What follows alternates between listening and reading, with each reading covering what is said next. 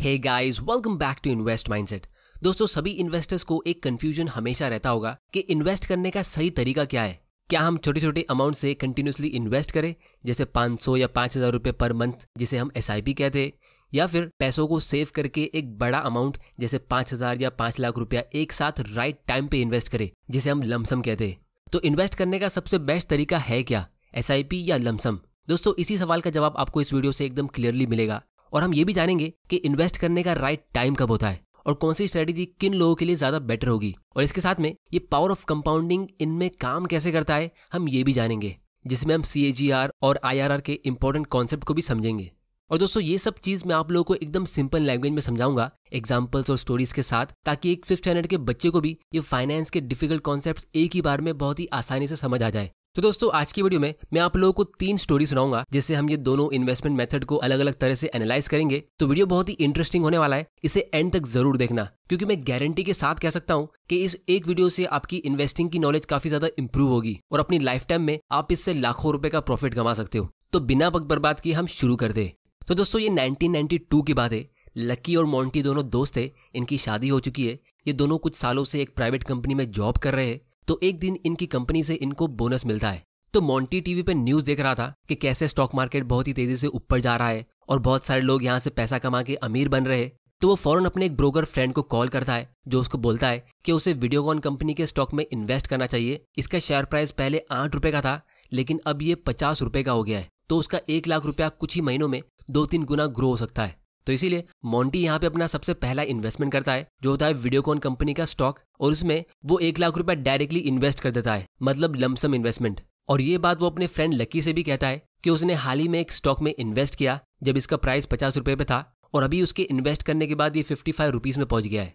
लेकिन लकी को इसमें थोड़ी सी गड़बड़ लगती है और इसीलिए वो कुछ इन्वेस्टमेंट की बुक्स रीड करता है, जिसको समझकर वो ये डिसाइड करता है कि वो एक म्यूचुअल फंड में SIP करेगा। तो लकी वहां पे 1000 रुपए की SIP सेट करता है एक सिंपल से लार्ज कैप म्यूचुअल फंड में, जिसका रिटर्न सेंसेक्स इंडेक्स जितना होता है। लेकिन दूसरी तरफ मोंटी देखता है कि उसका स्टॉक काफी स्पीड में ऊपर जा रहा है, तो ये देख के वो और ज्यादा इन्वेस्ट करने का प्लान करता है। तो लकी को देख के वो अपना दूसरा इन्वेस्टमेंट जल्दी से कर लेता है, जो होता है 2 लाख रुपए म्यूचुअल फंड में, और यहाँ पे भी वो एक साथ लमसम इन्वेस्टमेंट करता है। तो मोंटी ने अभी तक टोटल 3 लाख रुपए इन्वेस्ट कर लिए लमसम मेथड से, 1 लाख रुपए स्टॉक में और 2 लाख रुपए म्यूचुअल फंड में।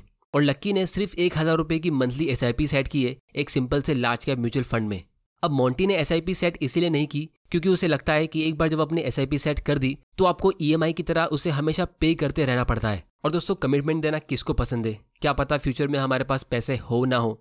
लेकिन दूसरी तरफ लक्की को ये बात अच्छे से पता थी कि SIP आप जब चाहो तब स्टॉप कर सकते हो, और जितना भी अमाउंट आपका उसमें इन्वेस्टेड होता है वो ग्रो होते रहता है। अब दोस्तों, हम फास्ट फॉरवर्ड करते और 2017 में आते, जब ये दोनों रिटायर होते। तो मोंटी ने जिस स्टॉक में सबसे पहला इन्वेस्टमेंट किया होता है, तो वो अब एक पेनी स्टॉक बन चुका है, क्योंकि उस टाइम पे 1992 में हर्षद मेहता के स्कैम के टाइम पे वो एक हॉट स्टॉक बन चुका था। तो शॉर्ट टर्म में उससे लोगों को थोड़ा बहुत प्रॉफिट मिल रहा था, लेकिन अभी उसके स्टॉक पोर्टफोलियो की वैल्यू 0 है। और उसने जो 2 लाख रुपए म्यूचुअल फंड में इन्वेस्ट किए थे, वो उसने अप्रैल 1992 में किए थे, जब स्टॉक मार्केट अपने पीक पे था, जब हर कोई स्टॉक मार्केट में इन्वेस्ट करने की बात कर रहा था। तो वो टाइम पे सेंसेक्स 4200 पॉइंट्स पे था और 2017 तक सेंसेक्स 29000 पॉइंट्स पे पहुंचा, जिसकी वजह से उसको अपने इन्वेस्टमेंट पे 7 गुना रिटर्न्स मिला। मतलब उसका 2 लाख रुपए का इन्वेस्टमेंट अभी 14 लाख में ग्रो हो चुका है। अब दोस्तों, ये आपको सुनने में शायद अच्छा लग रहा होगा, लेकिन क्योंकि उसे ये रिटर्न्स कमाने में 25 साल लगे 1992 से 2017 तक, तो इसीलिए उसका कंपाउंडेड रिटर्न सिर्फ 8% का होता है। जैसा कि हम इस कैलकुलेटर में देख सकते हैं, अगर आप गूगल पे जाके CAGR कैलकुलेटर सर्च करोगे, यानी कंपाउंडेड एनुअल ग्रोथ रेट, तो आपको ऐसा कोई कैलकुलेटर दिखेगा। तो जैसा कि 1992 में सेंसेक्स 4200 पॉइंट्स पे था और फिर 2017 तक सेंसेक्स 29000 पॉइंट्स पे पहुंचा, तो आपका रिटर्न 8% का होता है, जो बहुत ही बुरा है। लेकिन दूसरी तरफ लक्की ने जो 1000 रुपए की SIP सेट की थी, तो उसकी वजह से वो 25 सालों में टोटल 3 लाख रुपए अपनी तरफ से इन्वेस्ट कर लेता है, और वो 3 लाख रुपए का छोटा सा इन्वेस्टमेंट 32 लाख में ग्रो हो जाता है, जो होता है 15% का रिटर्न। अब दोस्तों, अगर आप एक चीज नोटिस करोगे, तो दोनों ने सेम टाइम पे इन्वेस्टमेंट शुरू किया था और दोनों ने ही सेम 25 साल तक इन्वेस्टमेंट किया, लेकिन एक को 8% का रिटर्न मिला और दूसरे को 15% का। ऐसा कैसे हो सकता है? तो अगर आप लोगों से मैं एक बात यहाँ पे पूछूं कि कौन सा ऑप्शन ज्यादा बेटर है, SIP या लमसम, तो आप सभी SIP को बेस्ट ऑप्शन कहोगे। लेकिन अब हम दूसरी स्टोरी देखते हैं, जहां से हमें एक दूसरा और बहुत ही इंटरेस्टिंग नजरिया देखने मिलेगा, और फिर हम दोनों स्टोरीज के लेसन्स को एनालाइज करेंगे। तो अब हम 1992 से 15 साल आगे फास्ट फॉरवर्ड करते और 2008 में आते। इस स्टोरी में हम रॉकी और सनी से मिलते। तो रॉकी को उसके डैड 2 लाख रुपए देते एक न्यू रॉयल इनफील्ड बाइक खरीदने के लिए, और सनी को भी 2 लाख रुपए उसके डैड से मिलते। तो सनी यहाँ पे पहली फुर्सत में 1,90,000 की एक बाइक खरीद लेता है। तब उसके डैडी उससे कहते कि देख, तुझे बचे हुए 10,000 रुपये को कहीं पे इन्वेस्ट कर लेना चाहिए, और क्योंकि तेरा जॉब लग गया है तो तुझे कोई FD या SIP कर लेनी चाहिए। तो सनी यहाँ पे समझदारी के साथ एक लार्ज कैप म्यूचुअल फंड में 5,000 रुपये की SIP सेट कर लेता है। और दूसरी तरफ जब रॉकी बाइक खरीदने के लिए घर से निकलने वाला होता है, तब वो देखता है कि उसके डैडी टीवी पे न्यूज़ देख रहे हैं कि स्टॉक मार्केट बुरी तरह क्रैश हो गया है और बहुत लोगों को जॉब से निकाला जा रहा है। लोग देश की हालत देख के बहुत डर रहे हैं। सेंसेक्स 50% नीचे गिर चुका है और लोगों को लग रहा है कि ये और ज्यादा नीचे गिरेगा। अब क्योंकि रॉकी के घर पे स्टॉक मार्केट की बुक्स पहले से ही थी और उसने एक वॉरेन बफेट की लाइन भी रीड की थी कि the secret to get rich is to get greedy when everyone is fearful. तो तब रॉकी डिसाइड करता है कि वो उसका बाइक खरीदने का प्लान पोस्टपोन करेगा। फिर वो अपने मोबाइल पे थोड़ी रिसर्च करता है और अच्छे स्टॉक ढूंढने की कोशिश करता है, लेकिन उसे कुछ समझ नहीं आता है कि कौन से स्टॉक में इन्वेस्ट किया जाए। और फिर फाइनली उसके दिमाग में एक आइडिया आता है कि वो रॉयल इनफील्ड की बाइक खरीदने जा रहा था, तो क्यों ना मैं इसी कंपनी के शेयर्स की रिसर्च करूं, क्योंकि यंगस्टर्स के बीच इस बाइक का एक अलग ही क्रेज है। अब दोस्तों 10 साल पहले अगर हमें स्टॉक्स में रिसर्च करनी होती थी तो हमें कंपनी की बोरिंग PDF रिपोर्ट्स को पढ़ के समझना होता था, लेकिन अब हमारे पास ये स्टॉक स्क्रीनर्स है, जैसे ये tickertip.in, जहां से हमारा ये स्टॉक रिसर्च का प्रोसेस काफी ईजी हो जाता है। और फिलहाल इनका एक स्पेशल ऑफर चल रहा है जहां आपको 20% का डिस्काउंट मिलेगा इनके प्रो वर्जन पे, जहां हमें और ज्यादा डिटेल एनालिसिस मिलती है। तो इसकी लिंक आपको नीचे डिस्क्रिप्शन में मिल जाएगी, आप वहां जाके इसे चेक कर सकते हो। और अगर आपको स्टॉक्स में इन्वेस्ट करने के लिए एक इन्वेस्टमेंट अकाउंट ओपन करना है तो घर बैठे बैठे फ्री में अकाउंट ओपन करने की लिंक भी आपको नीचे डिस्क्रिप्शन में मिल जाएगी। तो रॉकी रॉयल एनफील्ड की पेरेंट कंपनी एशर मोटर्स के ऊपर रिसर्च करता है और उसमें 1 लाख रुपए इन्वेस्ट करता है, जिसके बदले उसको इस कंपनी के 4,000 शेयर्स मिलते हैं, क्योंकि 2008 में इस कंपनी का एक शेयर का प्राइस ऑलमोस्ट 25 रुपए के आसपास था। और बाकी के 1 लाख रुपए वो एक म्यूचुअल फंड में इन्वेस्ट कर लेता है, ये सोच के कि अगर उसका स्टॉक इन्वेस्टमेंट फेल हो जाता है तो उसकी पूरी सेविंग्स खत्म नहीं होगी। तो बेसिकली डाइवर्सिफाई करने के लिए वो एक इंडेक्स फंड में इन्वेस्ट कर लेता है। और उसने यहाँ पे कोई भी SIP सेट नहीं की है, मतलब जब भी उसकी सैलरी आ रही थी तो वो उसे पूरी तरह एंजॉय कर रहा था और कोई भी सेविंग्स नहीं कर रहा था। और ये देख के सनी मनी मन सोचता था कि ये तो आज मजे कर रहा है, लेकिन इसे फ्यूचर में पता चलेगा कि ये कितनी बड़ी मिस्टेक कर रहा है।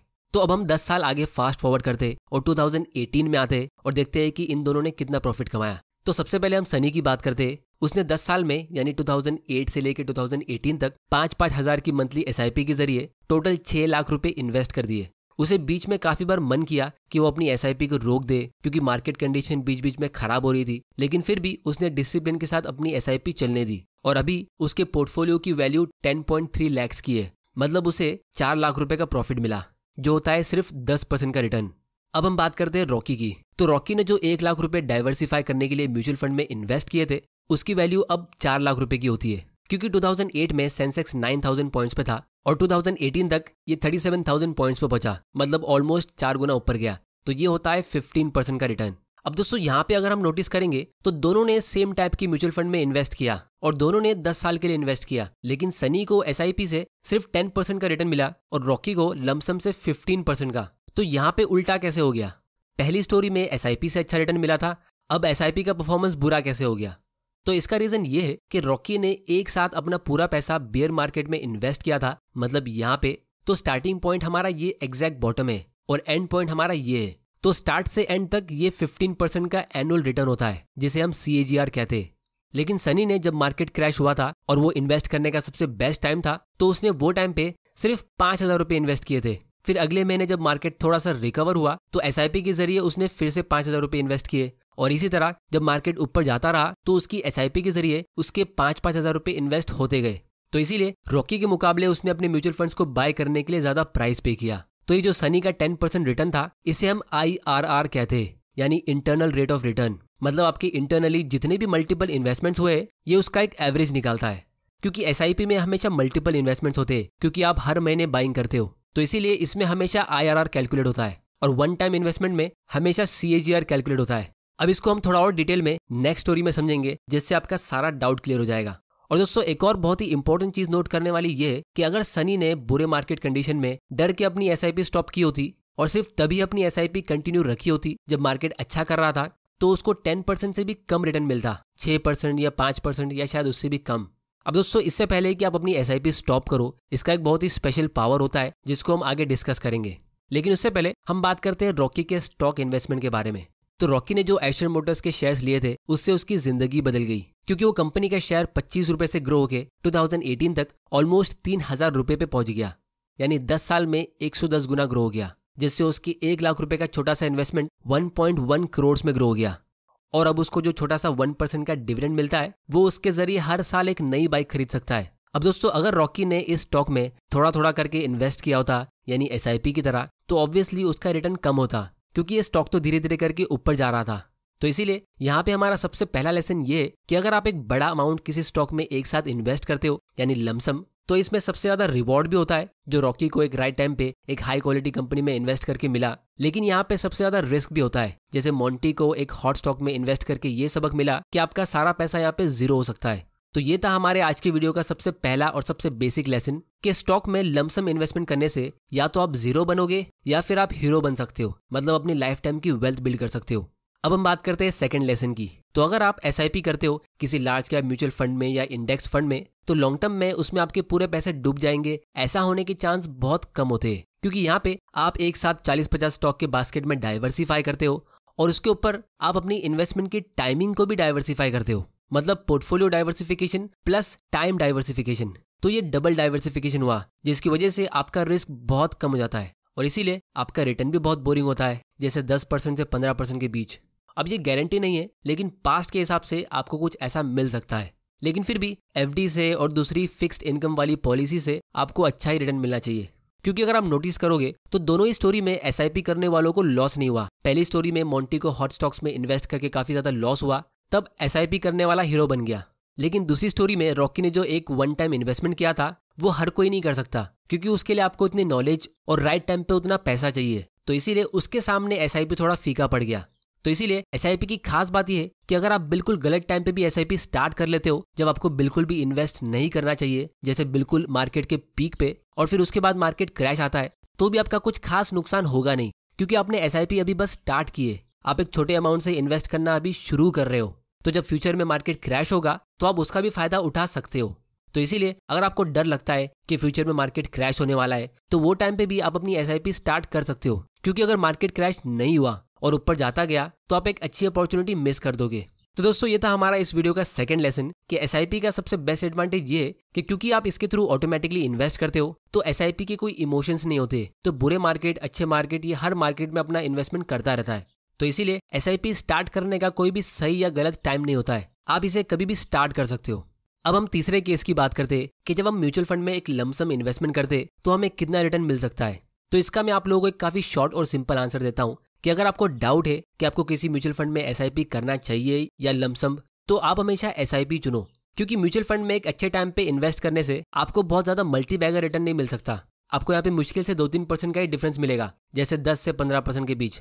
तो जब एक अच्छा मौका आएगा लमसम इन्वेस्टमेंट करने का, तो आपके मन में डाउट रहेगा ही नहीं। जैसे अगर मार्केट क्रैश हो गया और आपको पता है कि ये एक अच्छा टाइम है इन्वेस्ट करने का, तो आप वो टाइम पे एक लमसम इन्वेस्टमेंट कर सकते हो। अब दोस्तों, फाइनली हम आते हैं इस वीडियो के सबसे इंटरेस्टिंग पार्ट की तरफ, वो है कि स्टॉक्स में SIP करना कैसा रहेगा। तो इसको भी हम एक इंटरेस्टिंग स्टोरी के एग्जांपल से समझते हैं। तो अब हम 2017 में आते और वापस रॉकी और सनी की स्टोरी को कंटिन्यू करते। तो सनी रॉकी से कहता है कि यार, तूने स्टॉक मार्केट से इतना अच्छा पैसा कमा लिया, तो मुझे भी कभी कभी कोई स्टॉक की टिप दे दिया कर, ताकि मैं भी तेरे साथ इन्वेस्ट कर लूंगा। तब रॉकी कहता है कि देख, अभी मैं 2 न्यू स्टॉक्स अपने पोर्टफोलियो में ऐड करने जा रहा हूँ। ये दोनों स्टॉक्स में मैं कम से कम 5 साल तक तो इन्वेस्ट करूंगा ही, और मुझे इनमें अच्छा पोटेंशियल दिख रहा है। एक है टाटा मोटर्स और दूसरा है नेस्ले। तो ये स्टॉक की टिप मिलते ही सनी फौरन अपने घर पे जाता है और इनमें इन्वेस्ट करने का सोचता है। तो सबसे पहले वो ये देखता है कि नेस्ले का स्टॉक तो 7,000 रुपए का है, ये तो बहुत ही महंगा है, शायद ये फ्यूचर में सस्ता होगा। तो वो हर महीने इसके 1-2 स्टॉक बाय करने का प्लान करता है, ताकि जब ये सस्ता होगा तब वो इसमें ज्यादा इन्वेस्ट करेगा। और दूसरी तरफ वो ये देखता है कि टाटा मोटर्स का स्टॉक तो बहुत सस्ता है, ये तो 500 रुपए से भी कम का है। तो वो फौरन इसमें अपनी ऑलमोस्ट सारी सेविंग्स इन्वेस्ट कर देता है। फिर जब 5 साल बाद सनी रॉकी से मिलता है, तो उसे कहता है कि यार, तेरी स्टॉक टिप से मुझे इतना खास प्रॉफिट हुआ ही नहीं, मुझे तो इन 5 सालों में सिर्फ टोटल 20% का ही रिटर्न मिला है। तो ये सुन के रॉकी हैरान हो जाता है कि ऐसा कैसे हो सकता है, उसको तो वही 2 स्टॉक से ऑलमोस्ट 150% का प्रॉफिट मिला है, मतलब उसके पैसे ऑलमोस्ट डबल से भी ज्यादा ग्रो हो चुके हैं। तो जब रॉकी सनी के बाइंग और सेलिंग के ट्रांजैक्शन को थोड़ा डिटेल में देखता है, तब उसे पता चलता है कि यहाँ पे एक्चुअली में हुआ क्या। तो दोस्तों, अगर हम टाटा मोटर्स की बात करें तो हमें पिछले 5 साल में इससे सिर्फ 4% का रिटर्न मिला है, जो एक बहुत ही बुरा परफॉर्मेंस है। आपको सेविंग्स अकाउंट में हर साल 4% का रिटर्न मिलता है, लेकिन ये इसका लमसम रिटर्न है, यानी इस पॉइंट से इस पॉइंट तक का रिटर्न। इसी स्टॉक में अगर आपने SIP की तरह इन्वेस्ट किया होता तो आपको उसी टाइम पीरियड में 100% की भी ऊपर का रिटर्न मिलता। अब अगर आपके मन में थोड़ा सा भी डाउट है कि ये कैसे हुआ, तो इसका मैं आप लोगों को डिटेल एक्सप्लेनेशन देता हूँ। तो 2-3 साल पहले क्रैश के बीच ये स्टॉक काफी नीचे गिर गया था। तो अगर आपने SIP की तरह इन्वेस्ट किया होता तो उसके जरिए आपने ये लो प्राइस का भी फायदा उठा लिया होता और सस्ते प्राइस पे बाय किया होता, क्योंकि ये भले एक अच्छी कंपनी है लेकिन 2017 में ये थोड़ी सी ओवर वैल्यूड थी। तो रॉकी इसमें एक छोटी क्वांटिटी से बाय करके सिर्फ ट्रैक करने का प्लान कर रहा था, और जब बीच में मार्केट क्रैश हुआ तो उसने इसकी बहुत सारी क्वांटिटी बाय की और इसीलिए उसको इसी एक स्टॉक से 200-300% का प्रॉफिट मिला। और दूसरी तरफ रॉकी ने नेस्ले में एक साथ एक बड़ा अमाउंट इन्वेस्ट किया था, क्योंकि वो पिछले 10 साल से इस कंपनी का वेट कर रहा था कि कब ये अच्छे वैल्यूएशन पे मिले ताकि वो इसे बाय कर सके। और फाइनली जब मैगी क्राइसिस की वजह से 2015 में एक कंपनी प्रॉब्लम में फंसी तो इसका शेयर प्राइस नीचे गिर गया था और फिर 2017 तक ये ऑलमोस्ट फ्लैट रहा। तो उस टाइम पे ये एक अच्छी बाइंग अपॉर्चुनिटी थी। तो ऐसे टाइम पे एक वन टाइम यानी लमसम इन्वेस्टमेंट करना परफेक्ट होता है, क्योंकि दोस्तों ये एक हाई क्वालिटी का FMCG स्टॉक है जो पिछले 20-30 सालों से हमेशा ओवर वैल्यूड रहा है। तो जो भी स्मार्ट इन्वेस्टर्स होते हैं उनको पता है कि बहुत ही जल्द ये कंपनी अपनी प्रॉब्लम को सॉल्व करेगी और फिर से स्ट्रांग हो जाएगी। तो उस टाइम पे इसमें SIP करना इतना स्मार्ट डिसीजन नहीं होता। तो इसीलिए अगर हम इसी कंपनी का 5 साल का लमसम रिटर्न देखेंगे तो ये 160% का होता है, लेकिन इसी 5 साल में SIP का रिटर्न सिर्फ 38% होता है, जो IRR होता है, मतलब आपका इंटरनल रिटर्न, क्योंकि आपने अच्छे टाइम पे ज्यादा इन्वेस्ट नहीं किया था। तो बेसिकली रॉकी ने नेस्ले में लमसम इन्वेस्टमेंट किया और टाटा मोटर्स में SIP की तरह, जिसकी वजह से उसका पोर्टफोलियो वही 5 साल में 2-3 गुना ऊपर चला गया, मतलब 200-300% ऊपर। लेकिन सनी अपना टिपिकल बिगिनर माइंड यूज करके इसका उल्टा करता है और अच्छे स्टॉक की टिप मिलने के बाद भी सिर्फ 20-30% का रिटर्न कमा पाता है। तो दोस्तों ये उन बहुत सारी कॉमन मिस्टेक्स में से एक है जो न्यू इन्वेस्टर्स कर लेते हैं, क्योंकि हमारा बिगिनर माइंड हमेशा ऑपोजिट काम करता है। तो इसीलिए आप लोगों की फाइनेंशियल नॉलेज को इंप्रूव करने के लिए मैंने ये चैनल बनाया है। तो अगर आपको इस वीडियो से कुछ सीखने मिला है तो इस चैनल को सब्सक्राइब करो और बेल आइकन प्रेस करना मत भूल जाना, ताकि आपसे कोई ऐसे वैल्यूएबल वीडियोस मिस ना हो जाए। और दोस्तों बहुत ही जल्द मैं आप लोगों के लिए एक स्टॉक मार्केट का कोर्स लेके आने वाला हूँ, जहां हम कंपनी एनालिसिस से लेके वैल्यूएशन सब कुछ डिस्कस करेंगे। तो ये सीरियस इन्वेस्टर्स के लिए होगा जिनको जल्दी फाइनेंशियल फ्रीडम अचीव करना है। इसकी डिटेल्स में आने वाली वीडियोस में डिस्कस करूंगा। तो दोस्तों उम्मीद करता हूं कि आपको इस वीडियो से कुछ ना कुछ सीखने जरूर मिला होगा। तो इस वीडियो को अपने फ्रेंड्स और फैमिली के साथ शेयर करो और उनको भी एजुकेट करो। टिकर टिप्स से स्टॉक को एनालाइज करने की लिंक नीचे डिस्क्रिप्शन में है और फ्री में एक इन्वेस्टमेंट अकाउंट ओपन करने की लिंक भी नीचे डिस्क्रिप्शन में है। वीडियो पसंद आया तो इसे लाइक करो, नहीं पसंद आया तो डिसलाइक करो। आपका वैल्यूएबल टाइम देने के लिए thank you and good bye.